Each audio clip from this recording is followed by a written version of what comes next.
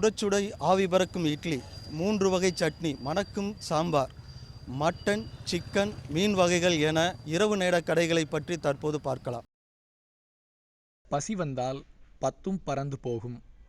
சோறு கண்ட இடம் சொர்க்கம் என உணவுக்கு முன்னோர்கள் கூறிய பழமொழிகள் பல. பகல் நேரத்தில் உணவகங்கள் திறந்திருப்பதும் விரும்பிய உணவுகள் கிடைப்பதும் அரிய விஷயம் இல்லை. ஆனால் நள்ளிரவில் உணவகங்கள் திறந்திருப்பதும் வேண்டிய உணவுகள் கிடைப்பதுமே பசித்தவருக்கு கிடைத்த பாக்கியம். மின் விளக்குகள் ஒளிர கடகடவென இசைக்கும் கொத்து புரோட்டா தயாராகும் சத்தம், சுட சுட ஆவி பறக்க தயாராகும் இட்லி என பசியுடன் வரும் வெளியூர் மக்களையும் மதுரை இரவு நேர உணவகங்கள் வரவேற்க தயாராக இருப்பதாக கூறுகின்றனர் மக்கள். எந்த நேரம் வந்தாலும் எங்கு சென்றாலும் சுட சுட உணவுகள் கிடைப்பது மதுரைக்கே உரிய பெருமை என்கின்றனர்.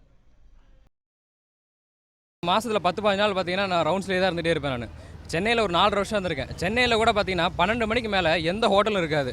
ஆனால் மதுரை தாங்க. 12 மணிக்கு வந்து இறங்கினாலும் என்ன வேணும் உங்களுக்கு, இட்லி, பரோட்டா, சுக்கா என்ன பார்த்தாலும் எப்பயுமே இருந்துகிட்டே இருக்கும்.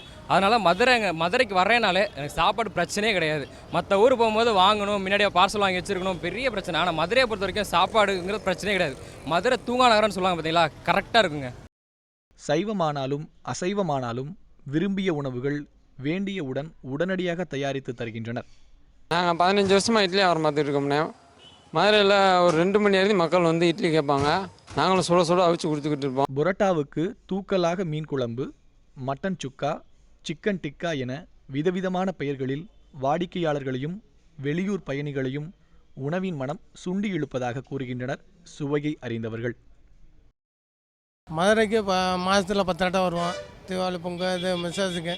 ஆனால் வீட்டில் வந்து மதுரைக்கு வந்தால் எப்போ வேணாலும் நாங்கள் சாப்பிட்டு போகலாம். வீட்டில் பார்சல் கட்டிக்கிட்டு போகணுன்னு அவசியமும் இல்லை, தேவையும் இல்லை. மதுரை வந்துட்டோம்னா ஃபேமிலி இருந்தால் சாப்பிட்டு இருக்காங்க. தெளிவாக நாங்கள் சாப்பிட்டு போவோம். மற்ற ஊரில் போனால் 11 மணிக்கு மேலே எங்கள் ஊர்லேயே கடை இருக்காது. அதுக்காக இங்கே சாப்பிட்டு போயிடுறது. கடந்த 20 ஆண்டுகளாக உணவகம் நடத்தி வரும் தாங்கள் நள்ளிரவில் மக்களின் மனநிலையை அறிந்து சுவையுடன் உணவை தயாரித்து தருவதாக கூறுகின்றனர் இரவு நேர உணவக உரிமையாளர்கள்.